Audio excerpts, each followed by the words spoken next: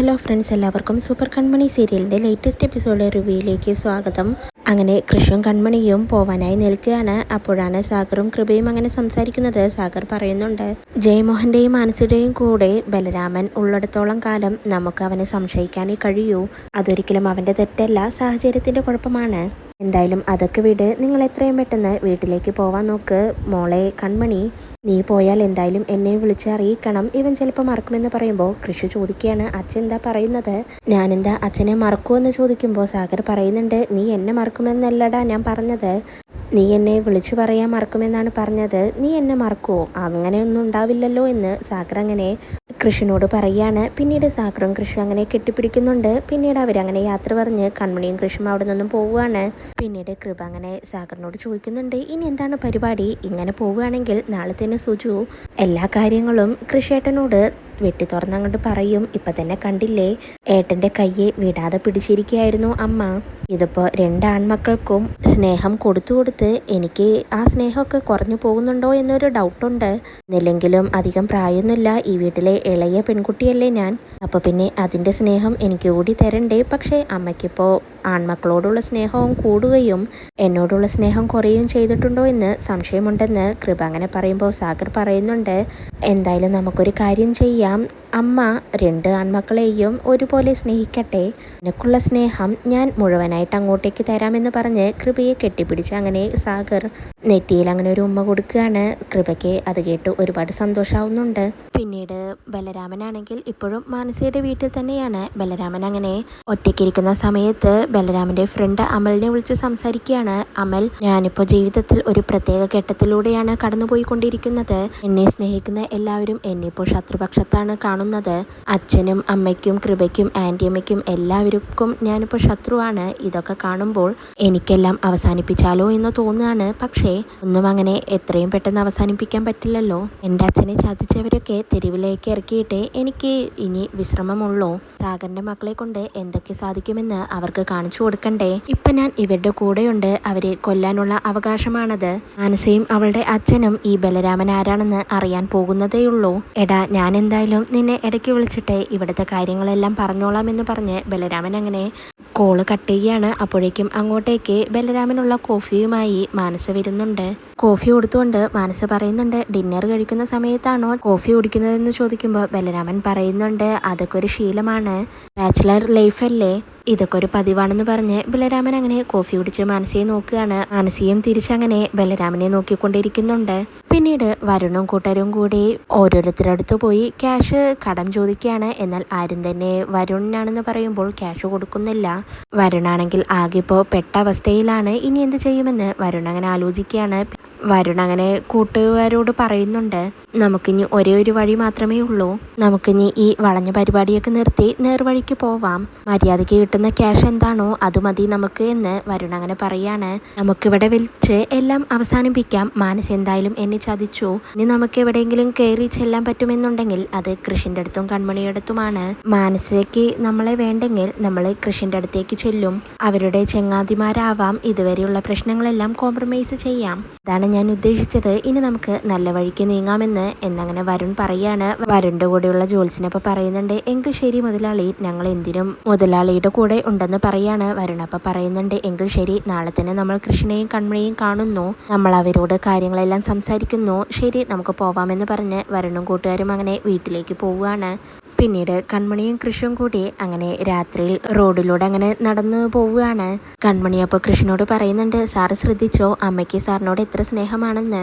അമ്മ സാറിൻ്റെ കൈ പിടിവിടാതെ പിടിച്ചിരിക്കുകയായിരുന്നു എന്ന് കൺമണി അങ്ങനെ പറയുമ്പോൾ കൃഷി പറയുന്നുണ്ട്, അത് ചിലപ്പോൾ ഏട്ടനായിരിക്കുമെന്ന് കരുതിയിട്ടായിരിക്കുമെന്നൊക്കെ പറയുന്നുണ്ട്. കൺമണി ഇപ്പോൾ പറയുന്നുണ്ട്, അതൊന്നല്ല, സാറാണെന്ന് അമ്മയ്ക്ക് നന്നായിട്ട് അറിയാം, അമ്മയ്ക്ക് സാറിനോട് അത്രയും ഇഷ്ടമാണെന്നൊക്കെ അങ്ങനെ പറയാണ്. അങ്ങനെ അവർ രണ്ടുപേരും സംസാരിച്ചു കൊണ്ടുപോകുന്ന സമയത്ത് അതുവഴി ഭാര്യയും ഭർത്താവുമായ രണ്ട് വൃദ്ധര് വരികയാണ്. അവർ വന്ന് അവിടെ അങ്ങനെ ഇരിക്കുന്നുണ്ട്. പ്രായമായവരല്ലേ കൺമണി, നമുക്ക് അവർക്ക് എന്തെങ്കിലും സഹായം വേണോ എന്ന് പോയി ചോദിച്ചു നോക്കാമെന്ന് പറഞ്ഞ് കൃഷിയും കൺമണിയും അവരുടെ അടുത്തേക്ക് പോയി, നിങ്ങൾ ഈ രാത്രിയിൽ എന്താണോ ഒറ്റയ്ക്ക്, നിങ്ങൾക്ക് എങ്ങോട്ടെങ്കിലും പോവാനാണോ, നിങ്ങൾക്ക് വണ്ടി വല്ലതും ആവശ്യമുണ്ടോ എന്നെല്ലാം അങ്ങനെ ചോദിക്കുകയാണ്. എന്നാൽ ആ രണ്ട് വൃദ്ധരും ഒരു മടിയും കൂടാതെ നന്നായി തന്നെ കൃഷ്ണനോടും കൺമണിയോടും സംസാരിക്കുന്നുണ്ട്. ഞങ്ങൾക്ക് ഒരാവശ്യവുമില്ല, ഞങ്ങൾ വണ്ടി കാത്ത് നിൽക്കൊന്നുമല്ല, ഞങ്ങളൊന്ന് കറങ്ങാൻ ഇറങ്ങിയതാണ്. ഞങ്ങളിങ്ങനെ ഇടയ്ക്കിടയ്ക്ക് ഇവിടെ വന്ന് ഇങ്ങനെ സംസാരിച്ചുകൊണ്ടിരിക്കും. ഞങ്ങൾക്ക് ഇഷ്ടമുള്ള സ്ഥലത്തൊക്കെ രാത്രിയിൽ പോവും. ഞങ്ങൾക്കൊരാവശ്യവുമില്ല, നിങ്ങൾ പോയിക്കോളൂ എന്ന് പറയാണ്. അങ്ങനെ കൃഷും കൺമണിയും പോവാനായി നിൽക്കുകയാണ്. പിന്നീട് അവരങ്ങനെ പോകുമ്പോൾ അതിൽ ആ വൃദ്ധൻ കൃഷ്ണനെയും കൺമണിയെയും വിളിച്ച് അവരോട് കൂടുതൽ സംസാരിക്കുന്നുണ്ട്. പിന്നീട് പരസ്പരം അവരങ്ങനെ പേരുകളെല്ലാം പങ്കുവെച്ച് കൂടുതൽ അടുത്തറിയാണ്. പിന്നീട് ആ ഭാര്യയും ഭർത്താവുമായ വൃദ്ധരുടെ പ്രണയകഥയെല്ലാം കൃഷും കൺമണിയും അറിയുന്നുണ്ട്. നല്ല ബെസ്റ്റ് പ്രണയ ജോഡികളാണ് നിങ്ങളെന്ന് കൃഷ്ണനും കൺമണിയും അങ്ങനെ അവരോട് പറയുകയാണ്. അതിൽ ആ വൃദ്ധനപ്പോൾ കൃഷ്ണനോടും കൺമണിയോടും നിങ്ങൾ ശരിക്കും ആരാണ്, നിങ്ങളും ഇതുപോലെ പ്രണയ ജോഡികളാണെന്ന് ഞങ്ങൾക്ക് മനസ്സിലായി എന്ന് പറയുമ്പോൾ കൃഷ് പറയുന്നുണ്ട് ഞങ്ങളുടെ കല്യാണമൊക്കെ ഫിക്സ് ചെയ്തതാണ് എന്നെല്ലാം അങ്ങനെ പറയുകയാണ്. അതിനുശേഷം കൃഷ്ണനും കൺമണിയും കാറിൽ കയറി പോകുന്നുണ്ട്. രാത്രി ഒരുപാട് നേരമായിട്ടും കൺമണിയെ കാണാതെ വരുമ്പോൾ ഇന്നെന്തായാലും അതിനെക്കുറിച്ച് ചോദിക്കണമെന്ന് പറഞ്ഞ് ശാന്തമ്മായും ധനലക്ഷ്മിയും വളരെ ദേഷ്യത്തോടെ വീടിന് മുറ്റത്തിറങ്ങി കൺമണിയെയും വെയിറ്റ് ചെയ്തുകൊണ്ട് നിൽക്കുകയാണ്. അപ്പോഴാണ് അങ്ങോട്ടേക്ക് കൃഷ്ണൻ കൺമണിയും വരുന്നത്. കൺമണിയോട് ശാന്തമ്മായി ചോദിക്കുന്നുണ്ട് ഇത്രയും നേരം നീ എവിടെയായിരുന്നുവെന്ന്. കൺമണിയപ്പോൾ പറയുന്നുണ്ട് ഞാൻ കൃഷ് സാറിൻ്റെ വീട്ടിലായിരുന്നുവെന്ന്. ധനലക്ഷ്മി അപ്പോൾ ചോദിക്കുകയാണ് അതിന് കൃഷ് സാറിന് എവിടെയാണ് വീട്, എവിടെയാണ് വീട്ടുകാർ എന്നങ്ങനെ ചോദിക്കുമ്പോൾ കൺമണി തിരിച്ചു ചോദിക്കുന്നുണ്ട് നിങ്ങൾ രണ്ടുപേരും എന്താ ഇത്ര നേരമായിട്ട് ഉറങ്ങാത്തതെന്ന്. അപ്പോഴേക്കും അങ്ങോട്ടേക്ക് സുലോചനമായി വരികയാണ്. എൻ്റെ കൺമണി, ഇത്ര നേരം ഇവര് നിന്നെ വെയിറ്റ് ചെയ്തുകൊണ്ട് ഇവിടെ നിൽക്കുകയായിരുന്നു എന്നങ്ങനെ പറയാണ്. കൃഷ് ശരി കൺമണി ഞാൻ പോവാണെന്ന് പറഞ്ഞ് പോവാനായി നിൽക്കുമ്പോൾ കൺമണി പറയുന്നുണ്ട് കൃഷ് സാറ് പോവാൻ വരട്ടെ, ഇവരെന്തായാലും എന്തോ കാര്യമായി പറയാൻ നിൽക്കുകയാണ്, ഇതെന്താണെന്ന് പരിഹരിച്ചിട്ട് പോവാമെന്ന് പറഞ്ഞ് കൺമണി അങ്ങനെ കൃഷ്ണനെ പിടിച്ചു നിർത്തുന്നുണ്ട്. ധനലക്ഷ്മി അപ്പോൾ പറയുന്നുണ്ട് നീ ഇവിടെ കൃഷ് സാറിനെ പിടിച്ചു നിർത്തിയിട്ടുണ്ടെങ്കിൽ ഞങ്ങളങ്ങോട്ട് പേടിച്ചു പോകുമെന്ന് നീ കരുതിയെന്ന് ചോദിക്കുമ്പോൾ ശാന്തമായി പറയുന്നുണ്ട് എന്തായാലും ഈ പരിപാടി ഇവിടെ നടക്കില്ല കൺമണി, കൺമണിയെ കൊണ്ട് ഇനി രാത്രി ഊരി ചുറ്റാൻ കൃഷ് സാറ് ഇനി ഇവിടേക്ക് വരണ്ട എന്നങ്ങനെ ശാന്തമായും പറയാണ്. എന്നാൽ മാറി നിന്ന് കൃഷ് അങ്ങനെ കൈകെട്ടി നിൽക്കുന്നുണ്ട്. പിന്നീട് കൃഷ് പറയുന്നുണ്ട് ശാന്തമായി ഞാൻ ഈ വീട്ടിൽ ഒരു അംഗമാണെന്നാണ് എൻ്റെ വിശ്വാസം. ഇതുവരെ എൻ്റെ ആ വിശ്വാസത്തിൽ മാറ്റമില്ലാത്തതുകൊണ്ട് ഞാൻ തുറന്നു ചോദിക്കാം, ഞങ്ങളെ ചട്ടം പഠിപ്പിക്കാൻ നോക്കുന്ന അമ്മായിയും ഏട്ടത്തിയും ശരിക്കും ഈ ചട്ടക്കൂട്ടിൽ തന്നെയാണോ താമസിക്കുന്നത്? നിങ്ങൾ ബഹളം വയ്ക്കുന്ന വേണ്ട, ഈ കുടുംബം നന്നായി പോവാൻ നിങ്ങളുടെ ഭാഗത്തുനിന്നുള്ള സംഭാവന എന്താണ് എന്ന് കൃഷ് അങ്ങനെ ചോദിക്കുകയാണ്. ശാന്തമായി അപ്പോൾ ദേഷ്യപ്പെടുന്നുണ്ട്. ഞങ്ങൾ ചോദ്യം ചോദിക്കുമ്പോൾ ഇങ്ങോട്ട് തിരിച്ച് ചോദ്യം ചോദിക്കുകയാണോ എന്ന് ചോദിക്കുമ്പോൾ കൺമണി പറയുന്നുണ്ട് ചോദിച്ചതിനുള്ള ഉത്തരം മാത്രം നിങ്ങൾ പറഞ്ഞാൽ മതി, അല്ലാതെ വേറെ ചോദ്യങ്ങളൊന്നും ഞങ്ങളോട് ചോദിക്കണ്ട. ഞാൻ ഇതിനു മുന്നേയും കൃഷ് സാറിൻ്റെ കൂടെ ഒരുപാട് ആവശ്യങ്ങൾക്കായി പുറത്തു പോയിട്ടുണ്ട്, കൃഷ് സാറിൻ്റെ വീട്ടിലേക്കും പോവാറുണ്ട്. ഇതെല്ലാം നിങ്ങൾക്ക് പ്രശ്നമായത് ഇപ്പോഴല്ലേ? അച്ഛൻ ആധാരമെടുത്ത് പൈസ എടുത്തതിനു ശേഷം അതിനർത്ഥം എന്താണ്? നിങ്ങൾ എൻ്റെ അച്ഛനെയോ എന്നെയോ സ്നേഹിച്ചിട്ടില്ല, ഈ വീടിനെയും ഇതിനു ചുറ്റുള്ള കുറച്ച് പറമ്പുണ്ട് അതിനെയല്ലേ നിങ്ങൾ സ്നേഹിച്ചത്, അതുമാത്രമാണ് നിങ്ങളുടെ ലക്ഷ്യമെന്ന് കൺമണി ഇങ്ങനെ പറയുമ്പോൾ ധനലക്ഷ്മിയും ശാന്തമായും ഒന്നും മിണ്ടാതെ നിൽക്കുകയാണ്. കൃഷ് എന്നിട്ട് ശാന്തമ്മയോട് പറയുന്നുണ്ട് അമ്മായിക്ക് വരെ വലിയൊരു തെറ്റ് സംഭവിച്ചില്ലേ, പക്ഷേ ഞങ്ങളാരും അമ്മായിയെ തള്ളി പറഞ്ഞിട്ടില്ല, അപ്പോഴും ഞങ്ങൾ അമ്മായിയെ ചേർത്ത് പിടിക്കുകയാണ് ഉണ്ടായത്. അപ്പം എന്താ അമ്മായി അയൽവാസികളെക്കുറിച്ച് ആലോചിച്ചില്ലേ? അമ്മായി നിങ്ങൾ സംസാരിച്ചാൽ അതേ താളത്തിൽ സംസാരിക്കാൻ എനിക്കും അറിയാം, കൺമണിക്കും അറിയാം, പക്ഷേ ഞങ്ങൾ നിങ്ങളെ കാണുന്നത് വളരെ ബഹുമാനത്തോടെയാണ്.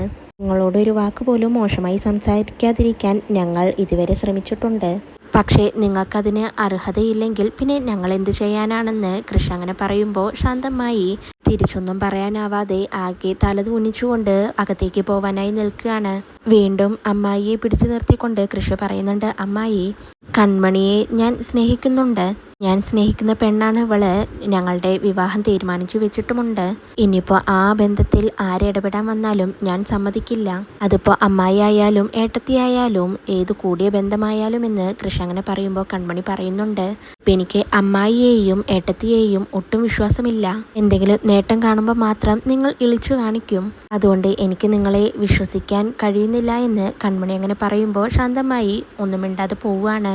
ധനലക്ഷ്മിയും അപ്പം തന്നെ അവിടെ നിന്നും പോകുന്നുണ്ട്. ശാന്തമ്മായിക്കും ധനലക്ഷ്മിക്കും നല്ല തിരിച്ചടി കൊടുത്തതുകൊണ്ട് സുലോചനമ്മയ്ക്ക് ഒരുപാട് സന്തോഷമാവുകയാണ്. അപ്പം തന്നെ സുലോചനമ്മായി കൃഷിനും കൺമണിക്കും കൈ കൊടുക്കുന്നുണ്ട്. നിങ്ങൾ എന്തായാലും നന്നായിട്ട് തന്നെ സംസാരിച്ചു, അവരുടെ മുന്നിൽ നിങ്ങളൊന്നും മിണ്ടാതെ നിൽക്കുമെന്നാണ് ഞാൻ കരുതിയത്, പക്ഷേ ഇത് ഗംഭീരമായി എന്ന് സുലോചനമ്മായി അങ്ങനെ പറയുന്നുണ്ട്.